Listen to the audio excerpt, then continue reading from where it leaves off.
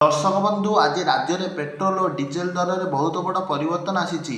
Petrol और diesel आम दैनंदिन जीवन में बहुत कम आसी थाए।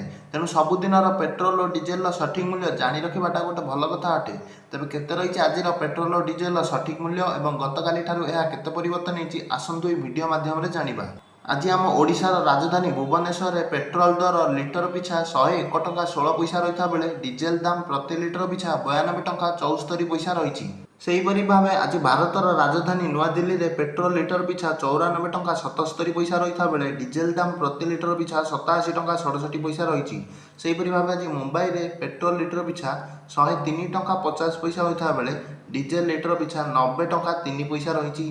सेहीपरि भाव आज कोलकाता में पेट्रोल दर लिटर पिछा 105 टंका 41 पैसा रही बेले डीजेल दाम प्रति लिटर पिछा 92 टंका 2 पैसा रही। सेहीपरि भाव आज चेन्नई में पेट्रोल दर लिटर पिछा 100 टंका 80 पैसा रही बेले डीजेल दाम प्रति लिटर पिछा 92 टंका 39 पैसा रही। यह आज पेट्रोल और डीजेल सठिक मूल्य।